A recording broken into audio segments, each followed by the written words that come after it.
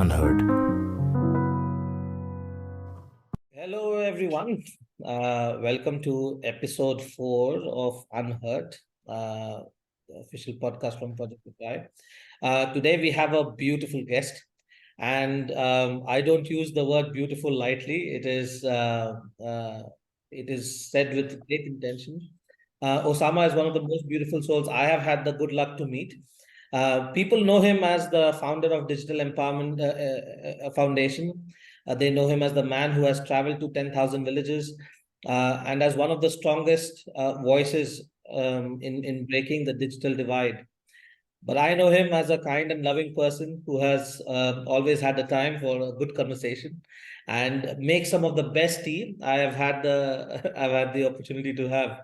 So to tell us some unheard stories and truths, I welcome to the podcast Osama Manzar. Osama, welcome. Thank you so much, Abhijit. Yeah, likewise, I must say that Abhijit is the person who, rebounded many of those beliefs where he says that we don't need to teach, we need to only learn and learn from those people which nobody learns, and his idea of putting up what other people said technological setup in a rural areas, but he calls it nuke to set up in communities in different parts. And yeah, so I must say that that learning path is still going on. I wish to have as good a nuke as you set up in our ecosystem wherever we go. So, I mean, this is a very interesting topic, debate around I mean, for an age-old debate around education and technology. And that's what we try to uncover today. What is this relationship that technology and education seems to have? Um, if we look at technology's role in education, it has played two kinds of roles. One has been, which is age old, very old presence of technology in education has been in enabling education, right from creating paper to making blackboards. Technology has played a role in bringing education to people or making education accessible to people. And then there is another presence of technology in education, which is in the pedagogy itself, in how people learn. From the example of calculators in the 1900s, the late 1900s, when the calculators were introduced in the classroom, it immediately sparked the debate as to, okay, how does it affect the way somebody learns? And this debate continued all the way to my classroom when I was a school student, and then continues on. But the presence of technology in classroom has only increased. We saw ICT rooms, we saw smart classrooms, we saw several other changes in the way learning happens with the changes in technology. So we'll start there. We'll start with what has been technology's role in the way we learn, in the way we experience learning. So, Osama, here's the first question for you. That what do you think? Has technology necessarily improved learning, or has it had the opposite effect? Can you hear me? I can hear you. Could you Yes. There was, I opened by mistake my headphone, my AirPod, and because of that, this piece of technology took away the voice, and I was unable to hear, and it was coming in here because it was only half open. So that's how technology can interfere in between the natural technology and the man-made technology. I want to spend 2 minutes by saying that one sentence is that there is always the role of technology in whatever we do. And where it comes from is that human itself is a piece of technology, right? But we are a humanoid, we are human. We are humanized by using technology. Like we have voice, we have listening, we have eyes, all these are now converted into camera and mics and voiceover and whatever, right? So we are the human itself is a piece of technology. So let's not see technology as technology, right?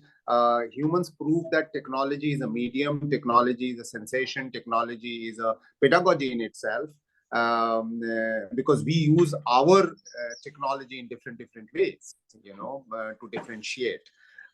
Coming to education, right? What is very beautiful to understand is that our use of pen and pencil and chalk and blackboard and copy is also a technology. It used to be a technology at one point of time. And it must have been a huge debate at that point of time, is that are we using this technology to destroy humans? It's something like, because we are naturally born with human technology, which is voice, listening, gesture, watching, seeing, mostly oral and visual, right? Those are the technology in terms and learning from each other, right? Old histories are oral histories, come through this one. Old way of access to education or information is through visual, by having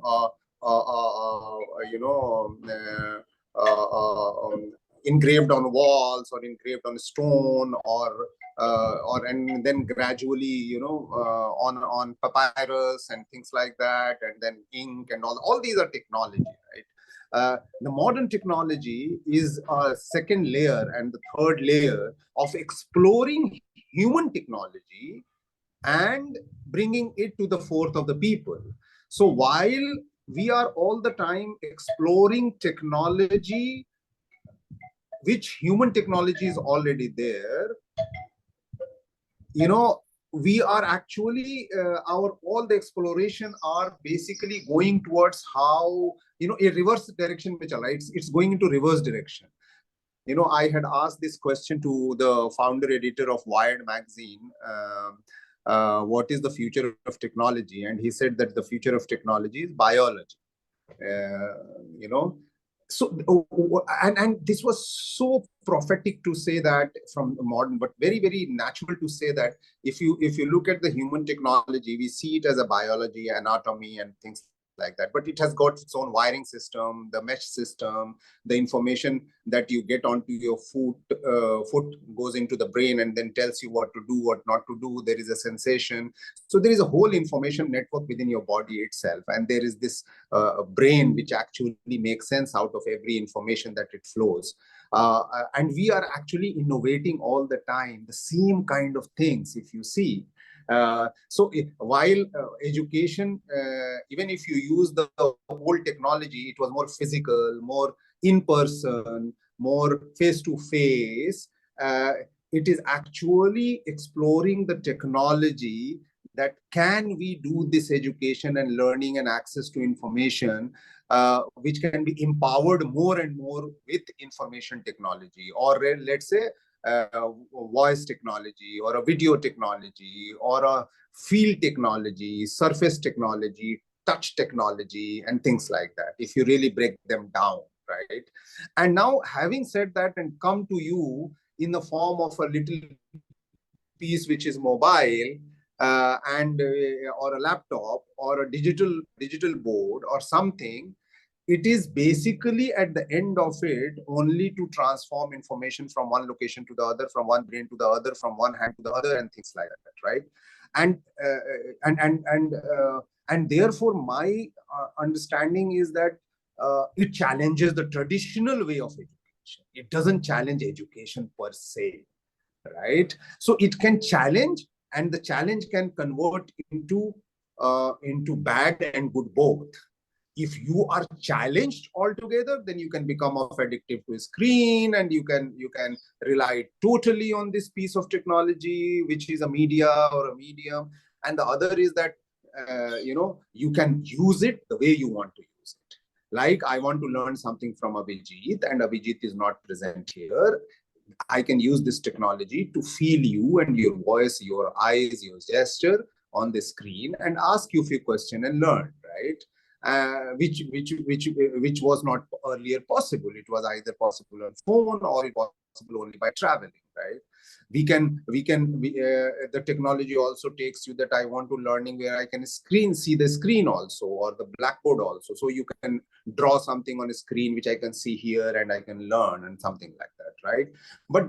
But then when I say that, okay, I don't want to meet Abhijit, I want to meet the avatar of Abhijit because he's the best teacher of the world, and I want to rely totally on avatar. Then you use Abhijit's avatar, which is AI enabled, which is gesture enabled, which is a lot of data enabled, but at the end of it, not human like Abhijit, who can think instantly, not on data, right? But this one can only react on data. So even though it will not shout like a teacher, let's say, if it gets angry or not realizing, but it will also be not as human, empathetic like Abhijit would have been, even if he was scolding his student, or for that matter. So it's us on us, it's the same road on which everybody drives. Somebody meets with accident, somebody drives safely, somebody meets with accident because of somebody else's mistake, right? It's a medium that one can use. So I would say that yes, this piece of technology in education, we are going through and we have both the solutions, by the way. We have edtechs who are proving that they're using it in a commercial way and in a manner that they should not be using. But there are other people who are using it in a much beautiful way. I mean, there are many people who are running technology as a pedagogy to teach more number of people at the same time. Or learn from more number of people, or mentor with more number of people, or deal with more number of people. And even though they might be using commercially, but they are not as commercial as many edtech companies are. So here the issue is not of technology, but how do you use it? What's your intention? What do you want to do? Do you want to create a rat race, or do you want to create a unique person, and so on and so forth? So I will stop there by giving a little bit of context on that one, but yeah. That's amazing. I mean, I was thinking about how when we were kids, the first projectors were introduced in the classroom, and how nervous our teachers got. Uh, it was quite a challenge. Right. There was this technology thrown at them, and then they told that, okay, now you have to use it every day. Nobody really came in and said why you should use it or what's the point. And I guess that is a very critical aspect, that ultimately, if technology is a tool, then the why matters a lot. The reason to use it, the intention to use it. I guess that's the difference when you see something like Khan Academy, which I quite admire. They are able to bring quite curiosity-based learning, joyous learning to a large number of people through a platform. And then simultaneously, there are some platforms in India, for example, who are preying on, who practically do the same thing, but with the intention of causing more fear to parents and more anxiety that, hey, if people don't use that platform, if they don't spend hours on it, that they will not do so well in life and not do so well in exams and so on. Similar things, but extremely. So I would like to mention these two things that you are saying in a proper manner. Is that yes, you are right. Like Khan Academy was born out of the fact that they wanted a long distance based, as humanly possible as mentoring or teaching to somebody who need to learn. So the intention was that can we use the technology for larger benefit and at a lower cost, or almost like those kind of things. Whereas the other example, when you say, let's take Baiju, or let's say any edtech company, what is their intention? Their intention, education is a big business. People are going and paying to tuition guys, and they are going to schools, which is very expensive. Why don't I make money to provide all this online, replicating the older system into the new system? So your intention is certainly not to educate more people, but your intention is how to convert the older opportunity into newer opportunity to make more business and create more data and have more people on your platform and so on and so forth, and that is where I think, while we are passing through a technological challenge in education, let's say, or I mean, I slightly, I don't want to use this word education itself because it's so much maligned because of its intention. But learning and education, let's say, the whole paraphernalia of learning and education is such a thing where, technology is going through a challenge, and we need to really go through this counseling based approach of how do we use technology for various purposes, right? How do you use for meeting, how do you use for learning, how do you need for education, how do you for information exchange, how do you need, because in all these things, trust and intention is the biggest challenge, and that doesn't come with the technology. That comes only with knowing the other side of intention and knowing each other. Exactly. No, I completely agree. Uh, you mentioned something, and we'll come back to the tech world in a minute. I think that is definitely important to discuss. But somewhere in passing, you mentioned about getting addicted to the screen, and I mean almost every year we hear about a new statistic around how children are getting too addicted to screens, spending too much time on smartphones. Um, and this is, of course, causing a lot of stress to a lot of people, to parents. I think at this point, the if it is affordable, a child gets introduced to a smartphone as early as they learn how to hold anything. Very very early on in their life. So, what is happening here? Is it that we are is technology in this case isolating a child, or maybe what's happening is that we are isolating the child and the child is using technology to find some kind of social interaction, or people, or find ways of making friends because they are not physically present around them. What's your take on this?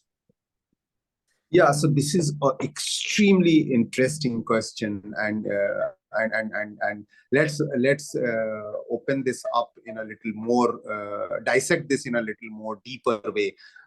Listen, one of the biggest side effect, or the negative effect of technology is that it's individualization, right?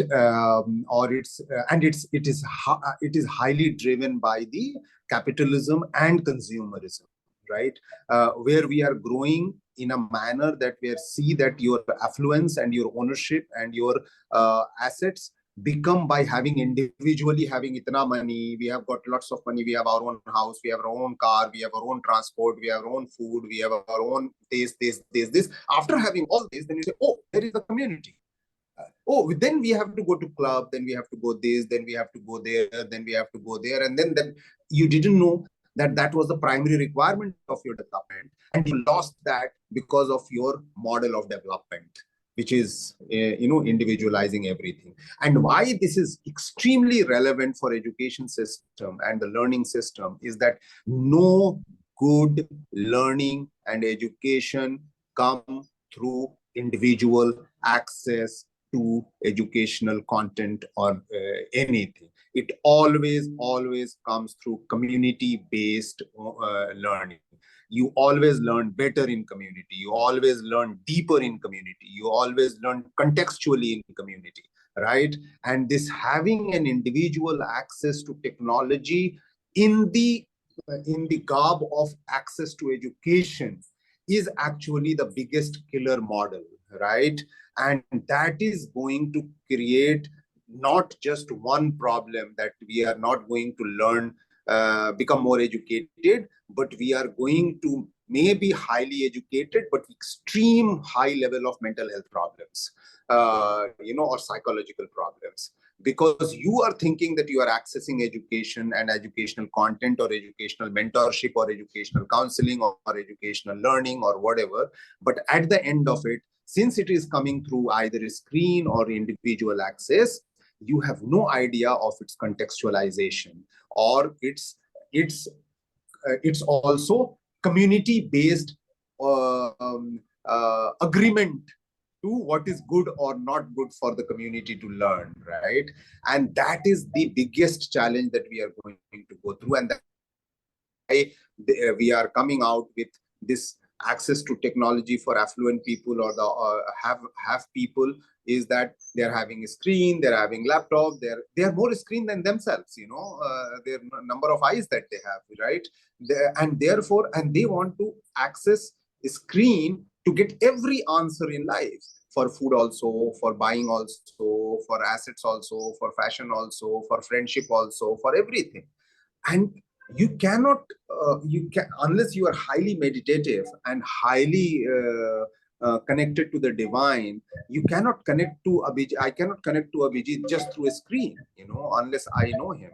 Similarly, I know the teacher. Similarly, I know the peer students. Similarly, I know the place. So you don't consider school as a world educational center.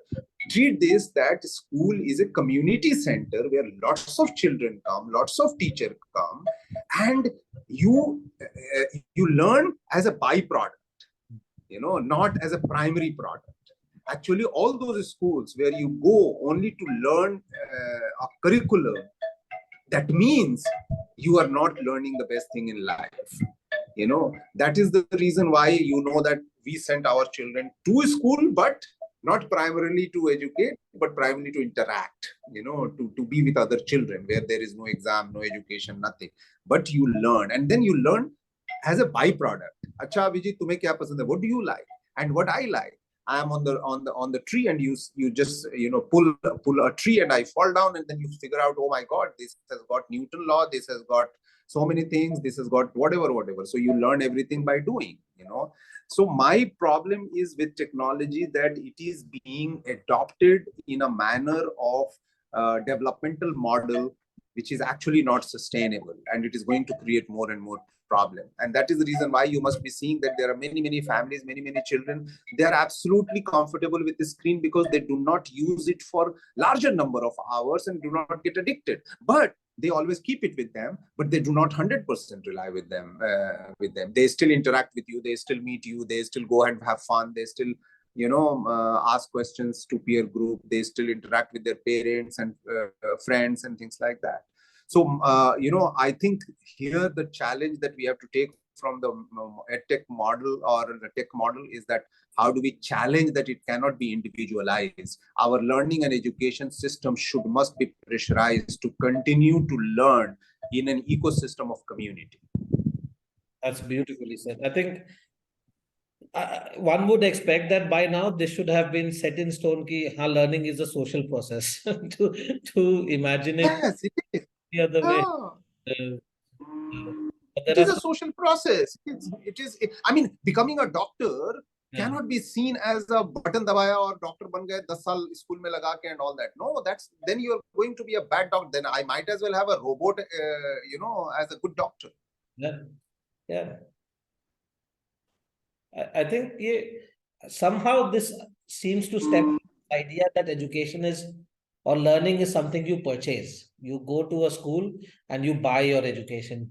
So the same thing seems to be. I was like, when COVID happened and everybody was applauding how quickly people were able to adopt to Zoom, and teachers were teaching on Zoom, and the students were participating from their homes.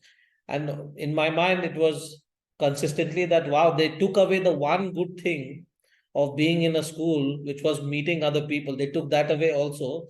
And now it's only the boring aspect of the lectures being given. Now you get it at the comfort of your house. I mean, that's what can be worse than this. In fact, I did this experiment sometimes. I asked people, okay, if you close your eyes, what do you remember? Adults, what do you remember about your childhood, about your school time?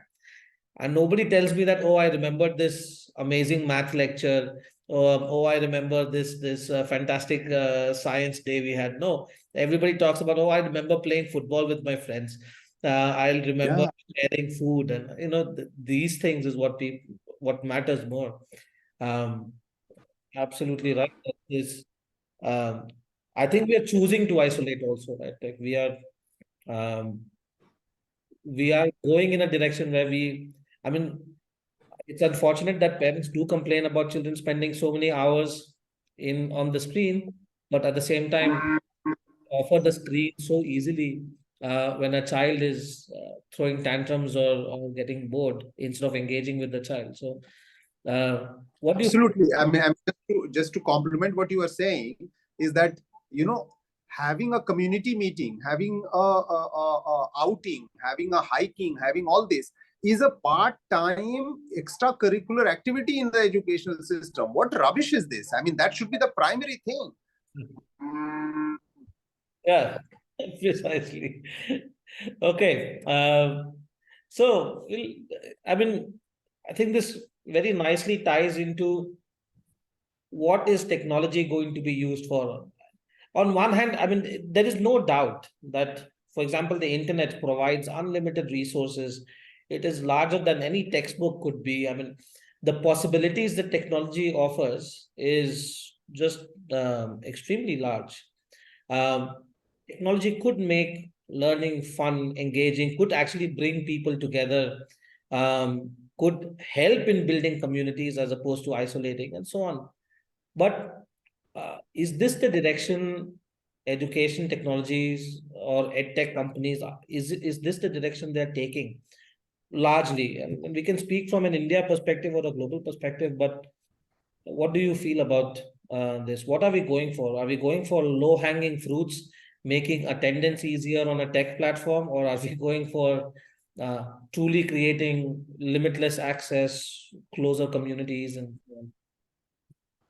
So I'm 100% sure both will exist in the sense that the commercial approach of technological intervention in education will continue to exploit people who mindlessly look for something, and there will always be a challenge by another set of human beings who do not agree to get slaved by the technology or the approach of commercialization. For example, like the way we keep talking, there is an unlearning group, there is an unschooling group, there is a homeschooling group, there is a whatever, right? There are people who are traveling and learning, like Travelers University, that is created by another friend of ours, and so on and so forth, right? So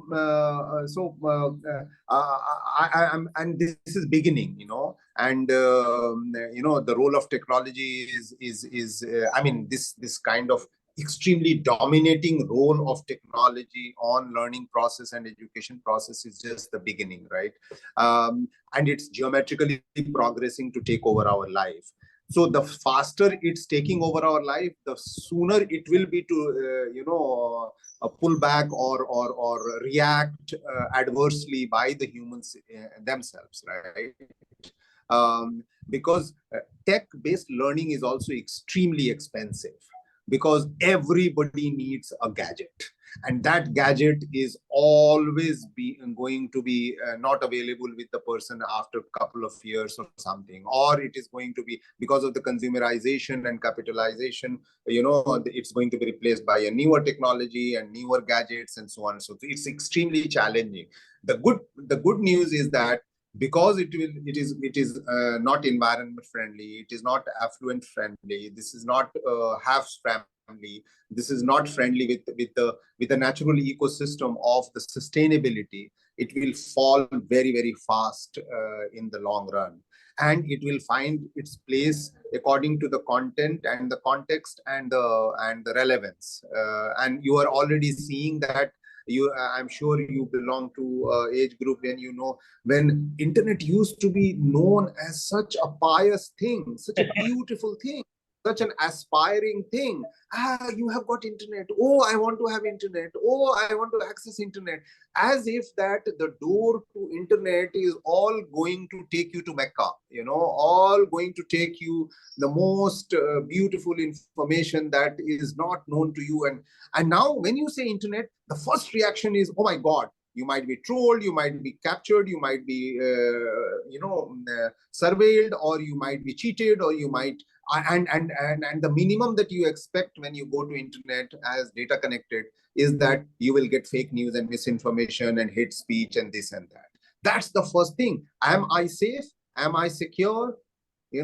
Am I going to be part of the trusted community? That is now questioned. The trust, the internet, the past of internet was internet of trust. The modern internet is internet of no trust at all. You have to find trustworthy information, trustworthy community, trustworthy person, trustworthy website. And that is the reason why they charge for every website to be safe and secure. Earlier, it was not there. That means unless you're HTTPS, you are not even considered secure, right? And that security may come with a loaded belief system that is your information believable, is your transaction believable or trustworthy, is your people trustworthy or not, right? And it's just amazing how the internet has changed. And the second thing is that since internet is expensive and the tech is expensive, and you must be known that the media as it is, right, earlier also was only available to few people. How many people used to read newspaper? How many people used to see TV? How many people used to go to a place where newspaper is available? Very, very few people. So even if you concentrate all the media outlets and media products, their larger population didn't have access to direct media. And now if internet is media, and if WhatsApp is the largest access media platform, that's the reason why the new people who have never seen media is trusting WhatsApp and then failing back. They are realizing that and because unka pehla jo media hai, that is WhatsApp. Their first exposure to access to media content is WhatsApp. So if you do a survey, when we did, you will see that they are saying that I trust WhatsApp because I take all the news from something else. And then suddenly your data says that every information that comes on WhatsApp is forwarded and therefore non-trustworthy. So that means we are also creating a generation or the kind of population who is based on false information or untrustworthy information. I'm saying untrustworthy information. Forget about the level of information, then knowledge, then wisdom. So because of this technological intervention, we are also going to have a masses believing something which is not even truth. So that's why we call it post-truth world. And it all falls into education system also. So education system itself is going to have a serious challenge, is that how technology as a media we convert into a trust-based availability of information, or find a corner of that. And this awareness needs to go to the people. And that's the reason why I said is that community-based learning and education is still the most cheaper, better, and trusted way of getting knowledge and information. So I think this technology is going to go through a huge challenge, of course, by challenging humans, of course, but they are going through a huge challenge. I think this brings in the role of also critical thinking. Again, since we spoke about Byju's, I always used to think that how come Byju's was considered such a success story, based purely on how much money they were making and how many users they had. Nobody ever asked. I never saw a single newspaper article saying that, okay, they have a lot of users, but what is the way in which they're teaching, or what is their engagement method, or what is it? None of that was ever a point in question. I guess when it becomes about being a company with shareholders, the only thing that matters to anybody, even who is writing about you, is what shareholder value you create, and not what learning value you create. Absolutely. No, but the good news is that because of their not using a right way of doing things or using technology, they are also failing. I mean, they are also on the verge of corruption, they're also on the verge of bankruptcy, they're also on the verge of even being question asked that whatever your product was also the right product or not for the children. So, I mean, since we have started talking about the internet and access and fake news, there is I think something that brings us together is both our organizations are bringing new access to communities that did not previously have it. Um, and I guess you have been doing it for a much longer time than us, but this question keeps coming up again, and there is a certain kind of school of thought which says, "Acha, if you bring internet or you bring new technologies to a very remote community, very closed community, aren't you disrupting their way of life? Aren't you forcing them to change?" And then of course there's another school of thought that says that, okay, access and availability should be for everyone. People can decide what they want to do with it. Where on this spectrum do you place your belief? What do you feel about creating new access in communities that haven't had it? So let me put in perspective that access is the most important thing, because and let's further fine tune it by saying digital access or data access is the most important thing. The reason is that we have created a kind of ecosystem where nothing is accessible without data access, whether it's education or rights or health or food or everything is now after the gateway of internet or the data net, or data access. So therefore that is the most important thing. But what we also learned over a period of time, while earlier I used to say that access is important, I have started saying that meaningful access is important, right? Just access is not important. And this meaningful word is contextual, contentual, and relevance based, language based, community based, need based, and so on and so forth. The third part is that access is also very important, not to be the access to consume information, but to produce information. Because you and me at the top of the thing creating information, let's say about the grassroots, will not be as authentic as they themselves create their content for larger consumption. So it is also very important that this access is available for better wisdom of the community and society. And also this content from the ground is important to be produced, so that the world also knows that all those content that we were seeing earlier was more consumeristic or commercial, but not really original or and we have a better content here. So that's the second part. The third part is that creating last mile access to the new user is also very important, because it connects community to community, right? And therefore it also brings a new knowledge, the new wisdom, the new content, the new language, and new context also, right? So that's why these access, last mile access, are very, very important.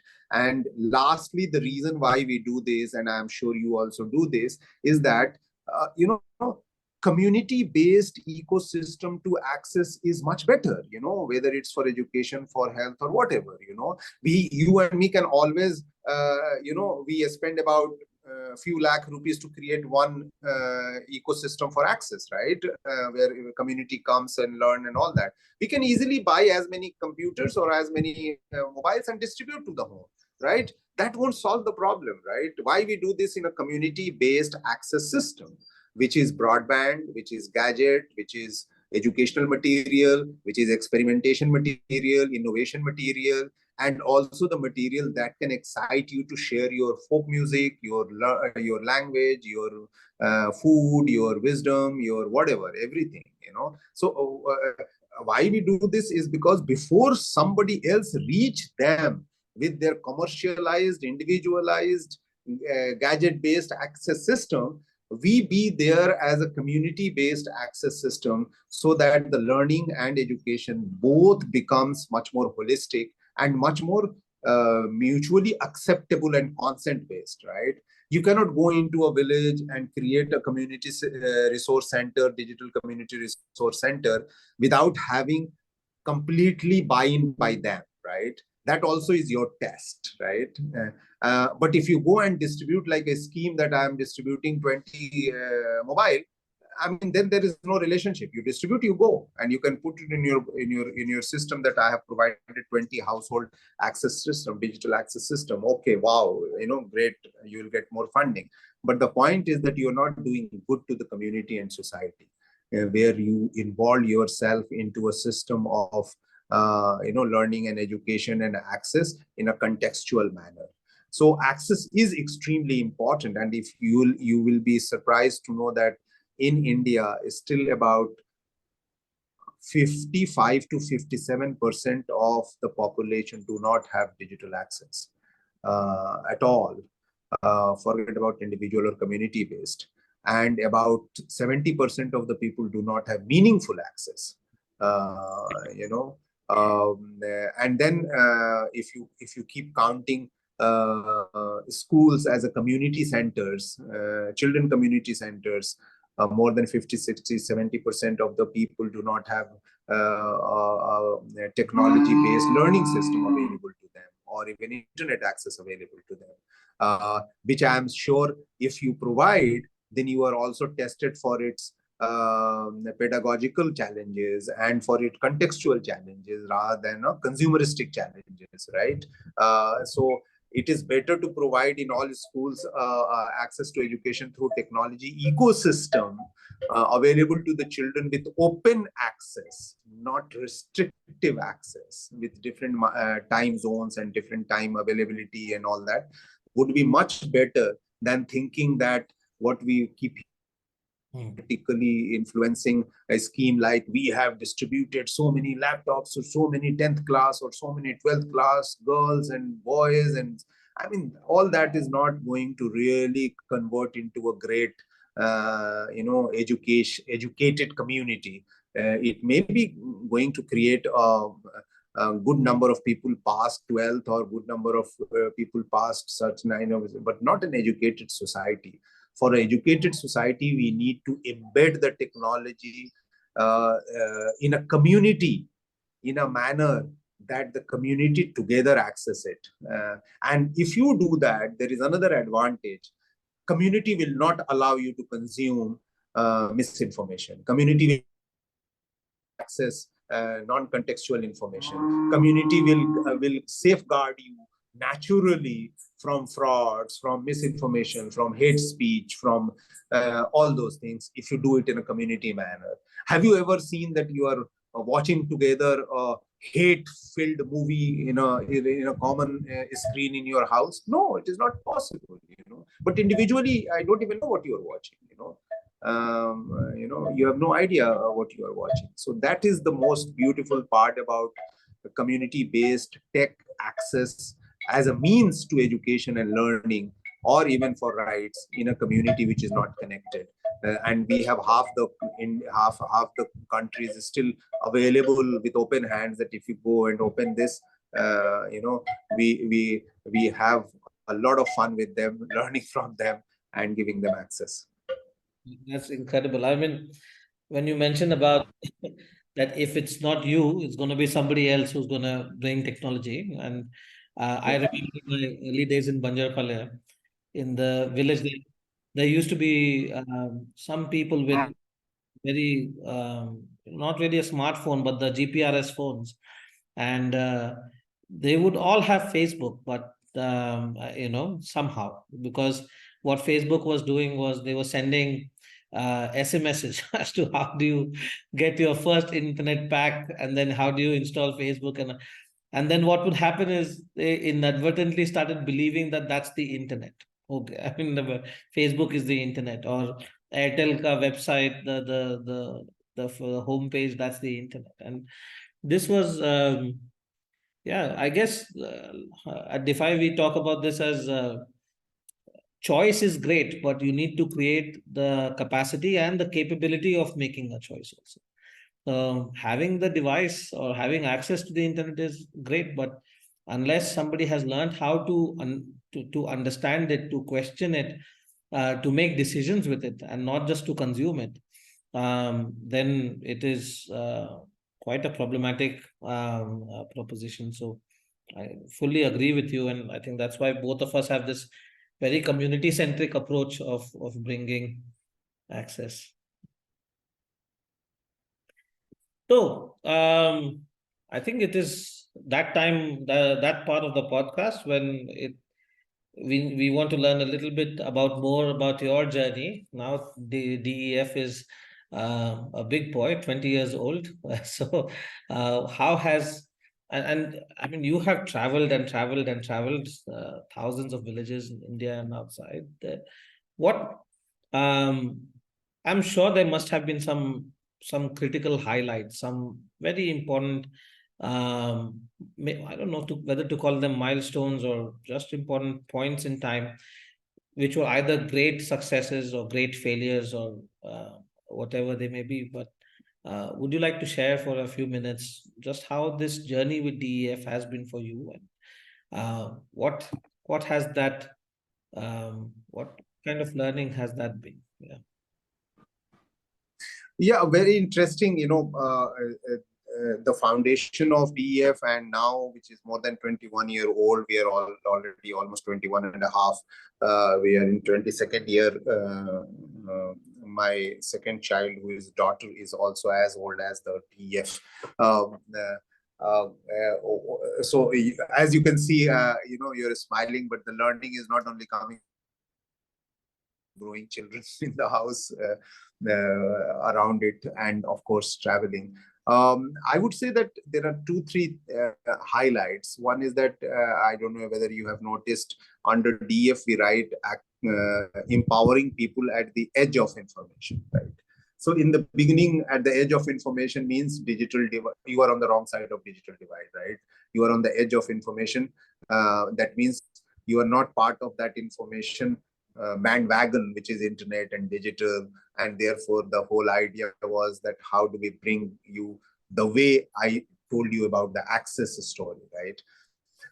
But the long journey has taught us that we are still at the edge of information, but after getting connected, we are at the edge of information because we don't know what is right, wrong, and what is consumable.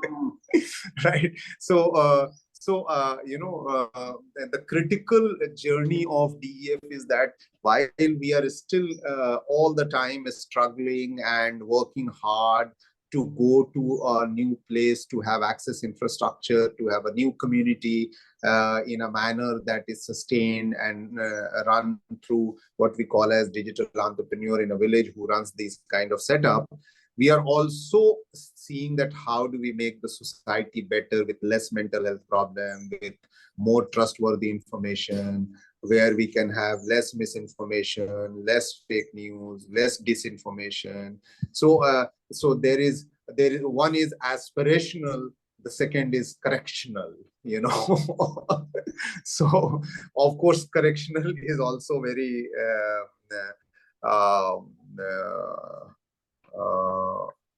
not easy, providing a new access to anyone is less stressful than trying to correct the situation or of the already just it's something like repairing a road is much difficult than making a new road, right? Or making a new river or a way to a new river is much more easier than cleaning the polluted river or non-existent river, let's say. So that's the big journey. But in terms of numbers, I already told you that India has got about close to 800 districts. We have about close to 400 districts underdeveloped and backward, and that takes you to around 4,000 plus blocks. and about more than 100,000 panchayats is still backward and meaningfully unconnected. And therefore we have a task very clear that we had. And since you know that we work on a scale and a larger number, we have a very clear cut path that we have to go to all such places to create a digital resource center for the larger community, to use it for their access to education, access to health, access to information, access to finance, access to all those things, but access to safe information, access to healthy information, access to critical information, and access to trustworthy information. And on the other side, we also have to make sure that the people who are already connected have peaceful life, and that comes with fighting for democracy, fighting for no internet shutdowns, or fighting for not fake news. All these are very, very politically hot areas where you have to struggle to make the society better, but what is most beautiful learning in this entire thing, that, like I said, in empowering people at the edge of information, what we realized is that we need to create trustworthy human information entrepreneurs, right? To deal with all the technology, all the platforms, and all the goods and bads of the medium which is being known as technology. So what is my learning and our organization learning is that wherever we go to have access, we need to have one person identified in that community who takes the responsibility to become the information trustee of your area, where somebody can look up to find out that, can you counsel me for what is right information, what is trusted information, what is fake news, what is not misinformation, what is not disinformation, what is the transaction platform I should use, whom should I go, and all that. I mean, you are doing already, but when you have doubt, this is the person that you must know, and this person should have a very high level ethical responsibility to be the trustee of the rightful information. And जिसको हम सूचनाप्रेन्योर बोलते हैं, we call them सूचनाप्रेन्योर, the person who runs these centers all over. But what I'm seeing is that it is beyond technology, because I feel that human technology is the best technology. So there will be a future challenges of which AI is good, which AI is not good, even if using AI is good or not, or using AI enabled platform is good or bad. Just get rid of it. Just consider that as the future most advanced roadways, right? So you can make a road which is a path for a cycle. You can make a road which is also landing, aeroplane, but also good for your 4-wheeler or 8-wheeler or 20-wheeler and all those things. But somebody should tell you, whether this road is good for what, right? And what kind of things that you do. So that's the big challenge that we are seeing, and we are hoping that to bring it a cadre of information trustees all across the country and across the world, where people are indecisive or not common sense, because common sense is extremely uncommon, and as long as the common sense will be uncommon, these kind of individuals will be required. The intelligent, trustworthy person who knows all technologies and platforms can be an interface or gateway to the rightful access to information through technology. Oh, amazing. I mean, I'm sure people who are listening and people who have seen you work, the 21 years is a big body of work. And maybe sometimes they might think, now everything must be settled up. So sab theek ho gaya hoga. And it must be easy. But clearly there is so many more challenges. And I guess that's what it takes to work on a system, isn't it? That it takes a long time. It takes a lot of effort. And this idea that systems will change, I keep having this running joke with sometimes our donors that this idea that 3 years, 5 years, and everything will be will be transformed is such a strange thing, because nothing gets transformed in 3 to 5 years. It's such a long haul and such a long journey. Um, you mentioned about the future, so I have to ask because now this is a huge thing. Everybody's talking about, from Elon Musk to everyone, about the future of education, and somebody talks about 21st century skills, and somebody talks about how job will be no longer there, and somebody talks about there'll be no classrooms, and everything will be digital, and your teacher will be AI, and there is no common understanding, but a whole lot of chaos. Um, so I think this is. I wanted to have a second to hear about what you think will be or will not be the future of education. And how do you see it? How do you sort of visualize this? And I don't think we're talking about 200 years down the line. We're talking, just the next 20, 30, 40 years. Uh, where do you think we are moving towards uh, in the amalgam of technology and learning? Yeah, so you're asking future of education, and you are not asking future of technology, thankfully.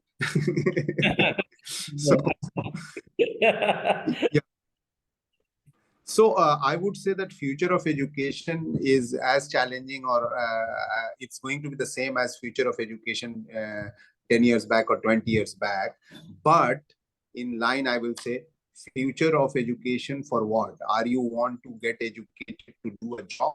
Are you want to do you want to get educated to be a learned person or educated person, or you want to be educated to become an entrepreneur, or you want to become you want to be educated to do? So there is classification and all that. I would say that as long as you are looking for being employed by someone else, the future of education will be subject to huge amount of intervention by technology, right? But if you want to treat future of education from the perspective of uh, not knowing the future but ready for the future, the future of technology is zero. I mean, the relevance of future of technology or the technology in education is almost zero. The role is with your plan, with your intention, with your own strategy, and so on and so forth. And therefore the technology is going to be in your hands. You are not going to be in the hands of technology, right? If you have given your life that, no, I want to have the best job, then you have already given your life to serve someone. Therefore, to serve someone, that kind of ecosystem, if it is going to use education, then you are subject to that education, right? Of those technology.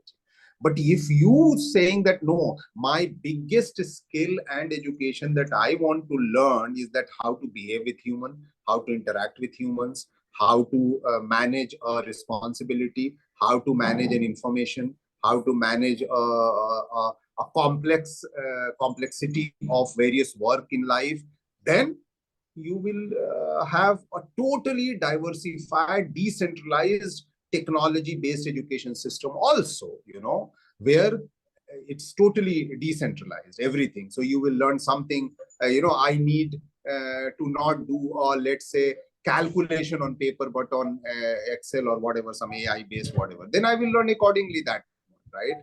Yeah, how do I deal with people, real people?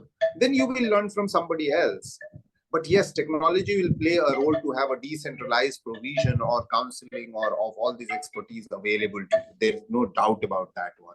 So in that way, education is going to be totally decentralized, extremely decentralized, totally bifurcated, dissected into a small piece and parts. And you need to take a decision what kind of things that we want from what and in what manner, right? Right. But the point is, the real future of education is going to be how to avoid technology and how to be more community and human oriented, experiential, uh, experimentational based absorption of experiences. That will be the real future of education. And I'm sure you must have heard of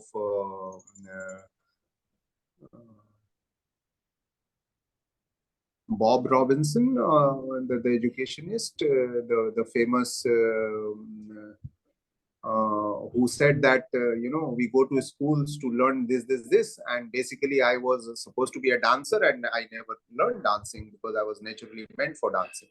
So you need to, so the technology is going to give you more and more challenges in terms of education to take your attention away from yourself, but you need to figure out that how to be within yourself to find out what exactly you want to know, what kind of education you want to know, to go through, and therefore you then use technology as a piece of annexures or a piece of accessories, and not a primary driver of your education system. It's a beautiful way to say it. I think yeah, we can see technology as an enabler or as what leads our learning, and ultimately what matters is the intention. And nothing will ever matter more in the next years to come. I have only one more question for you, Osama, and then we will wrap this up. It has been such a beautiful conversation. I feel, every time we talk about technology or this relationship with education, it has always come with a lot of anxiety and a lot of stress, but it's very refreshing to see how you see those challenges, and yet you see them as solvable challenges, as problems that can and but there are lots and lots of people, and many of them will be listening to this podcast. This anxiety around technology and around the future and around learning is with everyone. Parents and children are worried about their future. Teachers and educators are worried about, okay, how will the classroom be, and how am I going to adapt to the new changing dimensions of the classroom.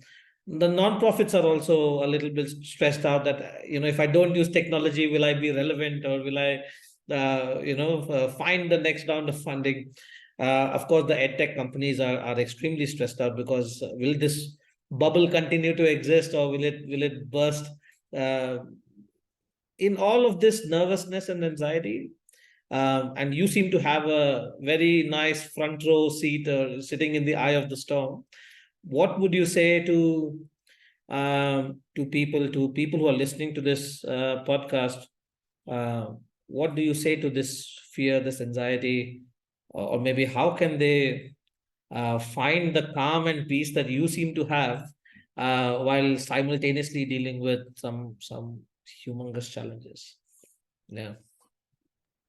I have a very simple, straightforward challenge to all the technological, all the anxieties that come because of this technological intervention, is that please see how many hours you spend on a screen, minimize it to 2 to 3 hours to 4 hours maximum, and rest of the answer, if you think that all the other answer it is still not complete because you couldn't find those answer in 4 hours, try to find those answers through interactions, through phone calls, physical phone calls, or by talking to people or somebody.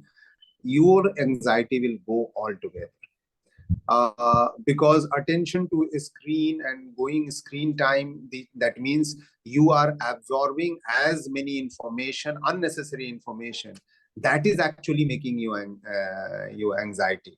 That's not a real world anxiety, that's a artificial world created anxiety. So your anxiety is real, but it is created by virtual world, which is actually not real, 100% real. So it's better that for example, if you see that all your friends are posting great pictures on Instagram, and you are unable to post and think they are as beautiful, and because of that there are a lot of likings happening to them, and there are a lot of friends and following there, to really find out, just give them some bad news and ask them to come, all the followers, to the some physical space, nobody will come, right?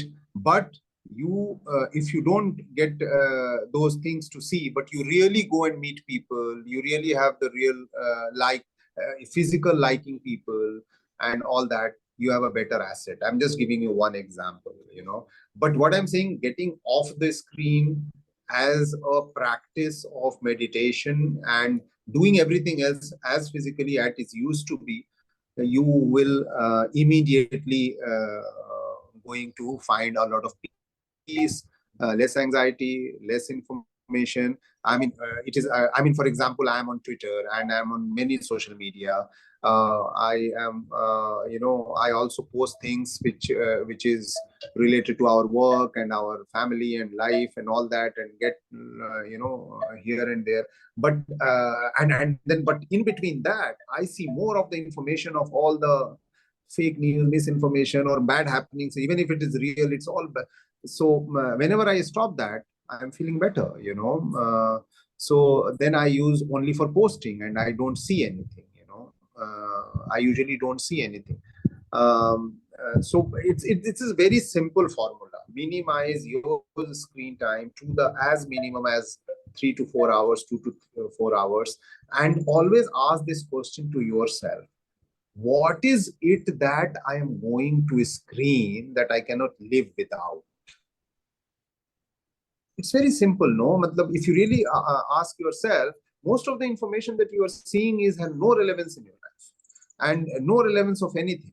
It is just it's like everybody is talking in that tea shop, and you are consuming all those unnecessary information, because somebody is talking about politics, somebody is talking about some mishap, somebody is talking about some story, somebody is doing personal information, somebody, and you are consuming everything. Has it got any, and you're doing it all the time? So can you sit in a tea shop listening to people full day? If you cannot do that, then why are you doing this? Right? Incredible. So nicely put. Wow. Osama, I think this is probably one of the best discussions on technology, on education, or the mix of the two that I have ever had. Thank you for gracing us with your presence, and for, of course, the brilliant work that you do. It's really nice listening to you. It's really nice hearing from you, and I think for me the key takeaway from today's conversation has been that technology is there, has been there forever, and will be there forever. It's a medium, it's a tool, and it comes down to how we use it, what we use it for. And this, I hope that we will use it for the right things. Thank you, Osama. Yeah. I would also say that it's exactly like yourself. You are born. What purpose are you giving to your life? Are you allowing it to go carried away to some addiction or something which is non-useful, or you are going to make your life useful? Same is the same is with everything. Yeah, it's like a screwdriver. You could poke it in somebody's eyes, or you could. Yeah, exactly. Yeah. Yeah. Amazing. Thank you, Osama. This has been amazing, and hopefully we will have more in Yeah, the. great. Thank you very much. What we also forgot is that while we were talking, this cow is all the time trying to get attention and trying to say something which we are unable to understand her language. But this is also showing that will there be a technology one day who can transform the language of our unknown languages to a known language that we can understand. But thank you very much for getting me here. It was lovely. It also helped me to put many of those thoughts into better articulation to understand myself. Thank you very much. Thank you so much.